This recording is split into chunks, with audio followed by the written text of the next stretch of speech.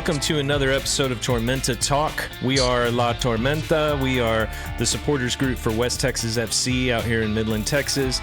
With me today is Chris Haig and Zach Workman for the first time. Welcome to the podcast, Zach. Thanks for having me on. I'm looking forward to it. Yeah, so why don't we start with you, Zach? Just tell us a little bit about yourself, kind of how you got looped into West Texas FC, and just kind of your journey with the club and maybe with the sport. Man, I'm late to soccer, so growing up out here, it's other kind of football. So I guess it was the end of the 23 season. We came to the last game. Somebody invited us and got season tickets for last year, and then renewed them for this year, and haven't looked back. So that's awesome, man. What about it appealed to you? Man, just the energy in like the stadium, and just the growing up, I always was told soccer was boring, nobody scores, and then actually watching it, I'm like, oh wait, there's a lot that goes on. There's a lot of action. It's not a lot of downtime. So yeah, that's great. I heard a comedian once talk about that because you hear that all the time, right? That soccer's boring. Mm-hmm. It's like games end in 2-1. Where I watch, the NFL, and it's 21-14, and it's like, you're not kidding anybody. That's 2-1. Yep. That's 3-2. It's like, but it does kind of give you the impression that it is a slower thing. But, I think once you get into it, you really kind of appreciate the fact, it rarely stops. It's always moving, it's always going. And then even whenever it looks like not much is happening, once you understand the game a little more, you can kind of see why you would pass it back to your defender, right? And kind of change up your formation. And I feel like that brings a whole another level of dynamic. So, yeah. Mm-hmm. So today we are talking about a couple of things. We're talking about we haven't recorded since the last two games because they were kind of back-to-back. They were both home games, which was super fun to have two home games in the same week. But we have the Fort Worth Vaqueros, and then we also hosted Brownsville. And so part of two of the last three games of the regular season, and we'll, of course, be looking at our last game of the regular season, which is this Saturday against Lubbock away. And that's always a big game anyway, but for a lot of different reasons, there's a lot riding on this, both for us and the team up north. So So why don't we start with just kind of the Fort Worth game, kind of unfortunate game a little bit. But Zach, why don't you kick us off? Just kind of what was your take on the Fort Worth match? Man, we were better.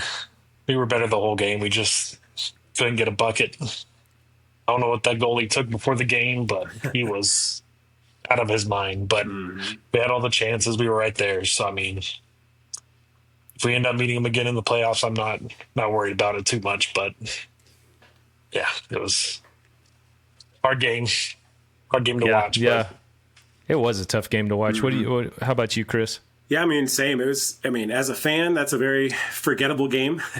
You don't really want to dwell on that type of game too much.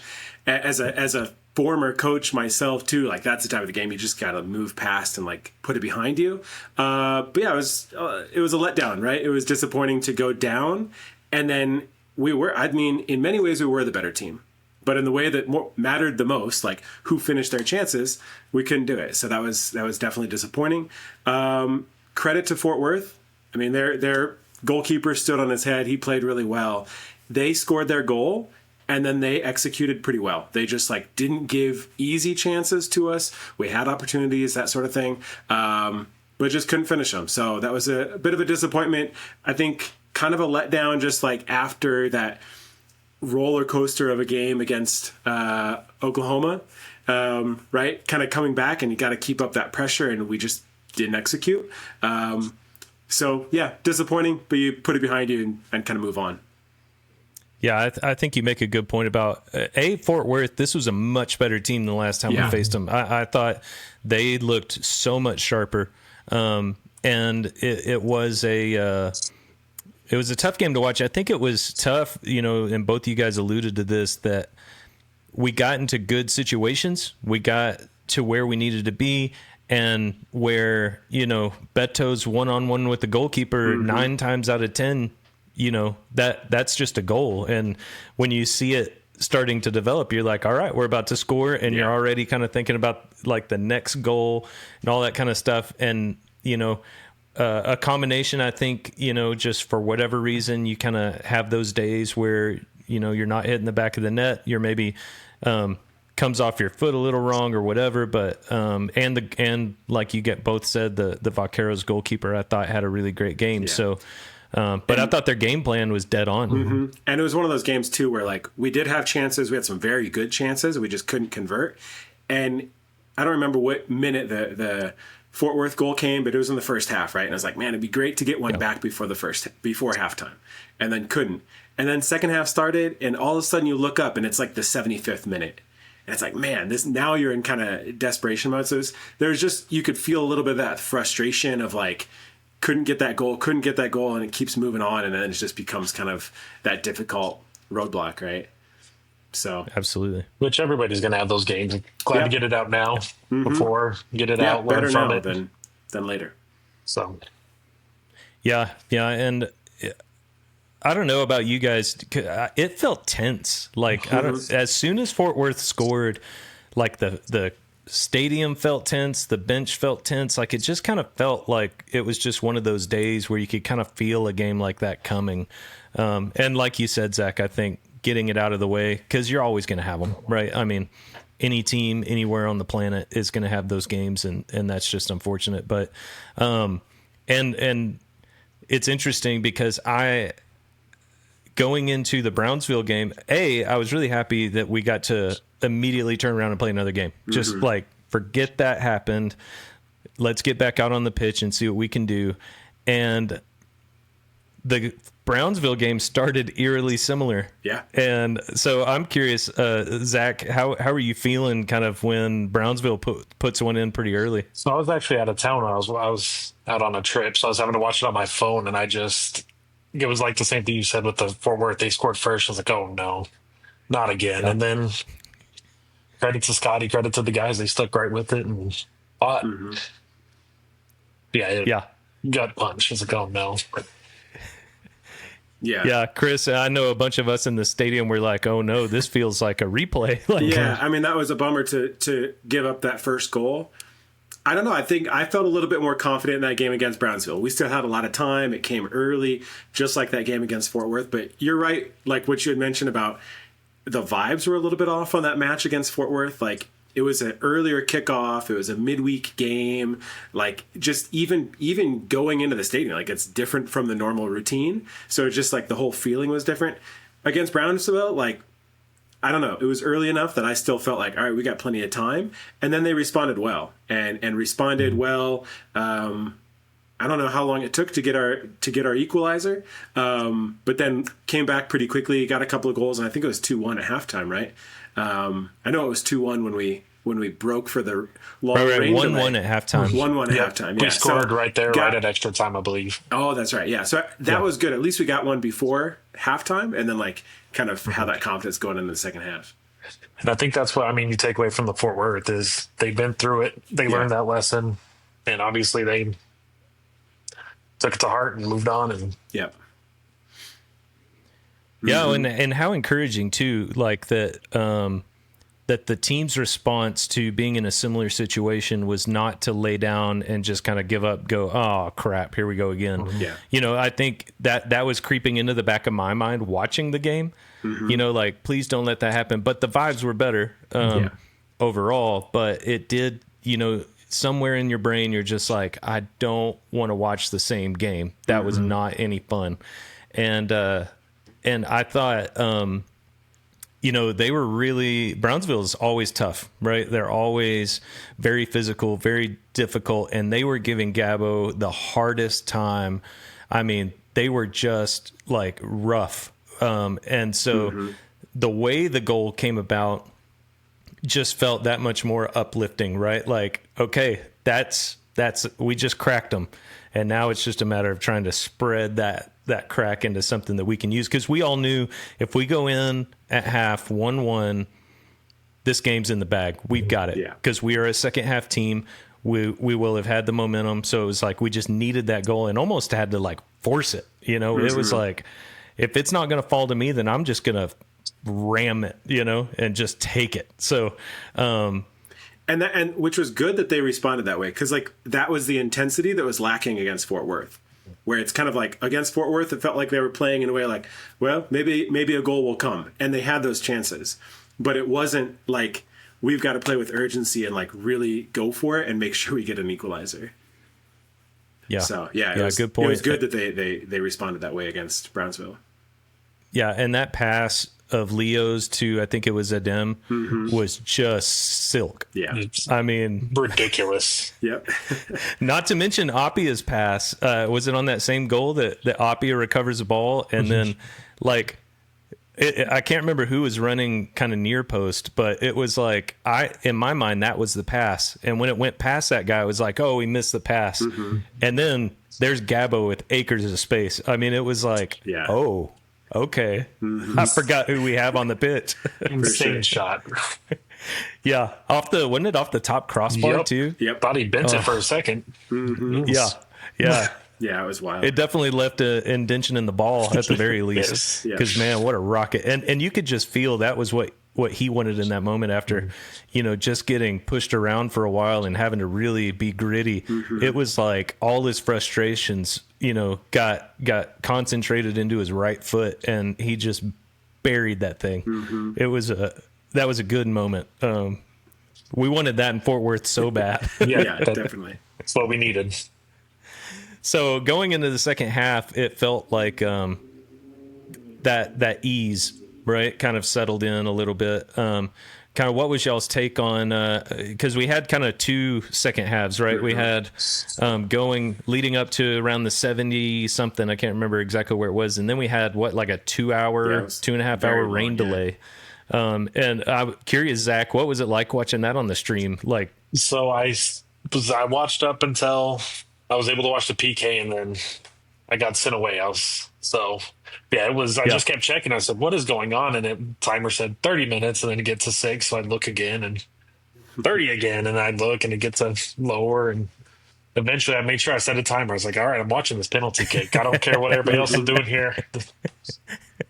That's awesome, man. Yeah. And even in the stadium, it was like, we really didn't know what was going to happen. It was a lightning delay. And so as we're kind of just under the stands hanging out, having a great time, by the way, it was like there was lightning everywhere. I mean, it was crazy. We were like, I don't know if this game's going to happen, Every time a lightning strike would happen, it'd be 30 minutes, and then another one would hit 30 minutes and just kept pushing. But it was a little worrying, leading up. So the way anybody who didn't watch the game, leading up into that lightning break, we did score another one, which just, again, put everyone even more at ease, became much more like happy. We're partying in the stands. And then Alberto wins a penalty. And I think it was Gabo goes to place the ball, and that's when they call a lightning delay, which I thought was ridiculous. I'm just like, are you really not going to let him take this penalty? But so then we wait for the 2 hours, and we start right on a penalty, which what a bummer for Brownsville, man. That's a long wait.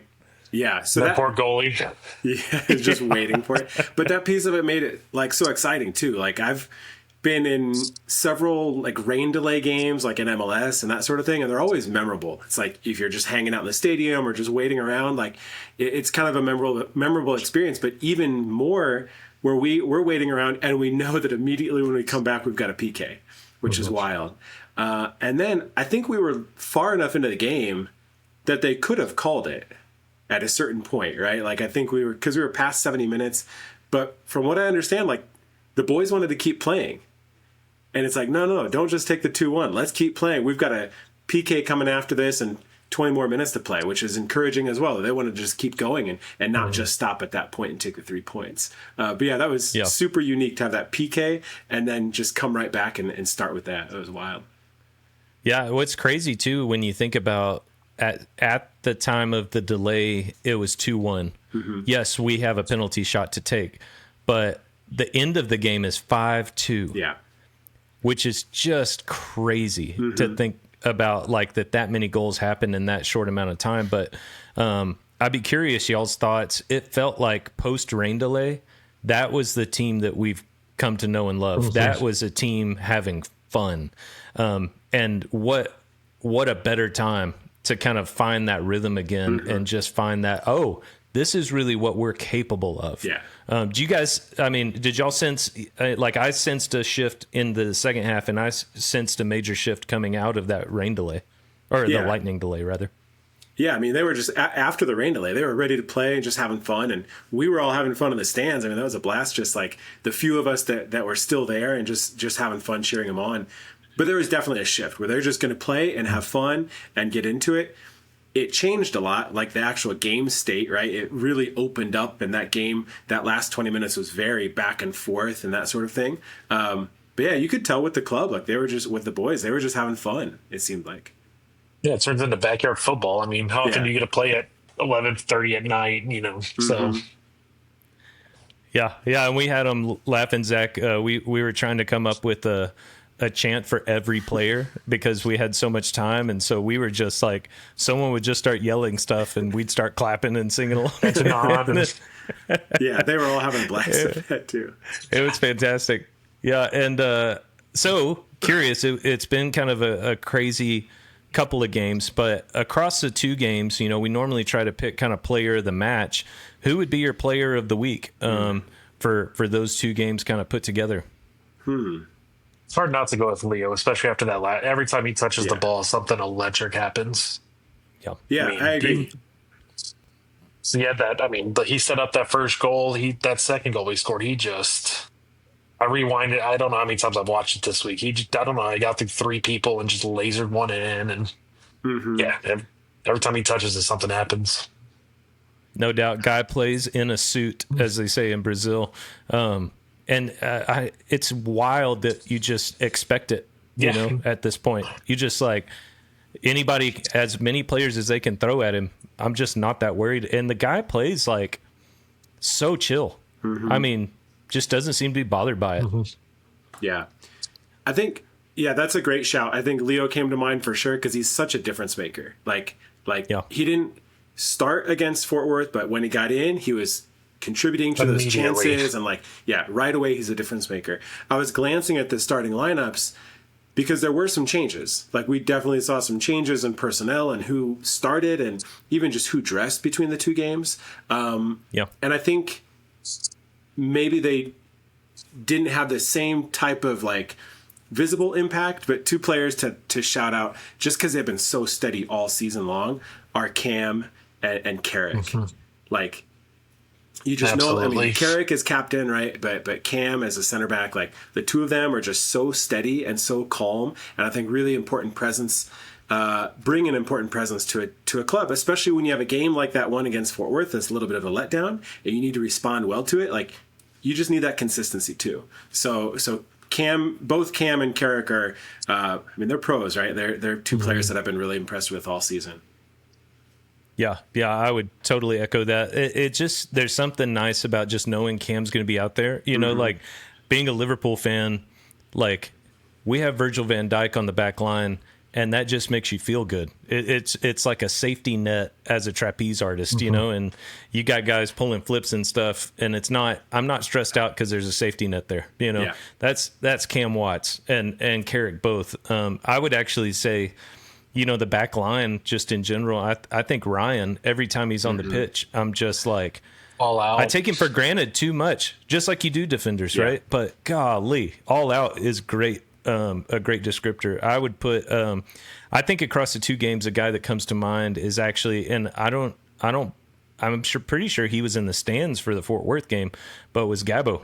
I thought he was the one who kind of provided that complete shift in the second game, and I think there was something about, he's like the Diego Luna of our team. He can somehow just will it to happen, and it's going to be through hard work. It's going to be through running a little harder. It's going to be through outworking the opponent to give our entire team a lift. And I, for whatever reason, he was highlighted in that whole Brownsville game, especially the first half, where we needed that shift. So, and that's a great shout because I think we missed him against Fort Worth too.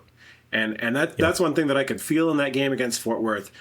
Gabo didn't play, Marcel didn't start, and that bite in the midfield was missing, in my opinion, because the two of them against Oklahoma United played so well and just brought this like energy, and they're chasing balls down all across midfield and like just bring a certain like grittiness like Diego Luna. It's a good comparison.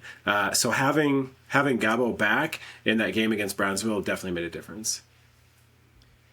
Yeah, and it seems too like it's just it's like the way you play, because I've been really impressed with all the midfielders in every game, but they all do different things. And maybe it was during the Fort Worth game we had more of the guys who are kind of the controllers of the game, and we needed and maybe not different people, just a different kind of strategy style. Yeah, of how the midfield was going to work. Yeah, different skills, different skill sets that they bring, and it impacts the game in different ways. Yeah. Yep. So as we look ahead, how are you guys feeling about Saturday? I'm jazzed. Zach, why don't you kick us off? Yeah? I'm pumped up, ready to go. I'm excited. Yeah. What comes to mind when you think about that game? Just, do you think about when we played them here, or is there kind of other things going on in your brain? It's just, I remember last year when we won the El Dustico, and I'll never forget the fireworks going off as soon as they blew the whistle, fireworks going off. I want that again.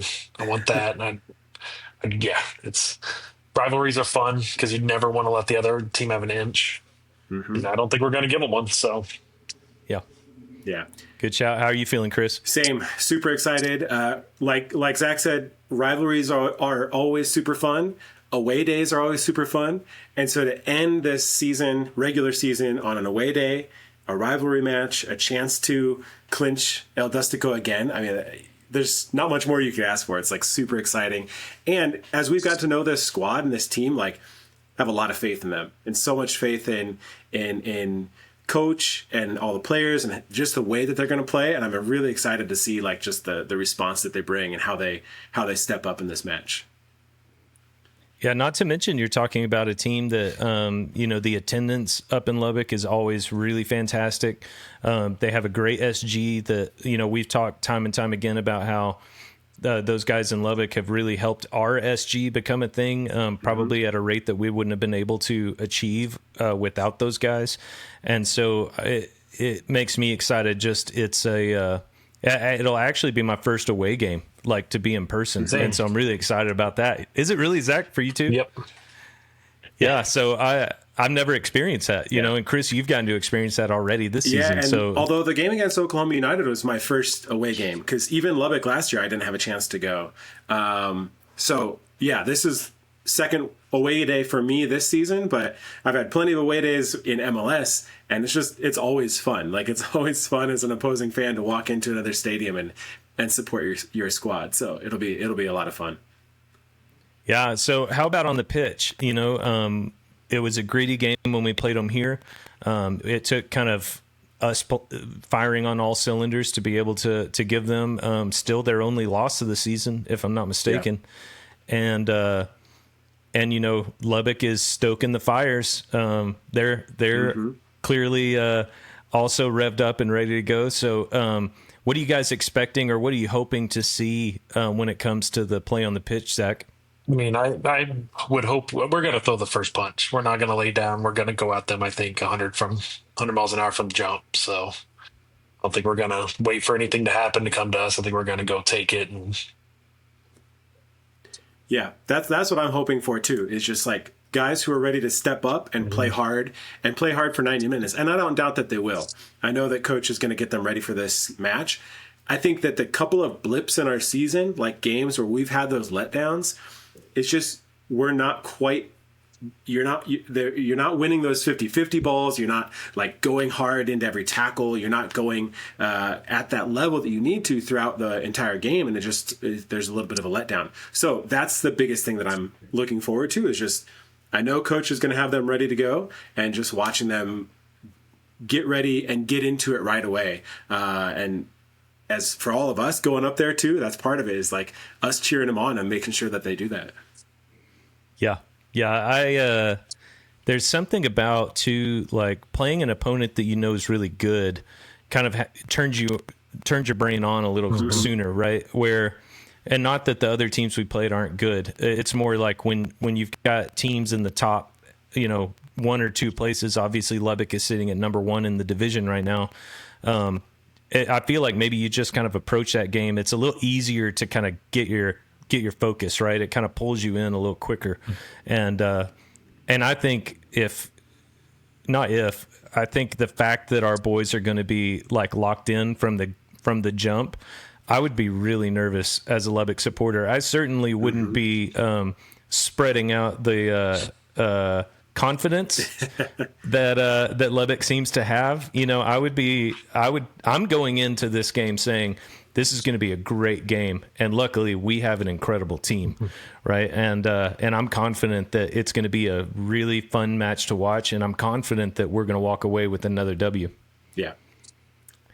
So let's talk a little bit about the ramifications of the game.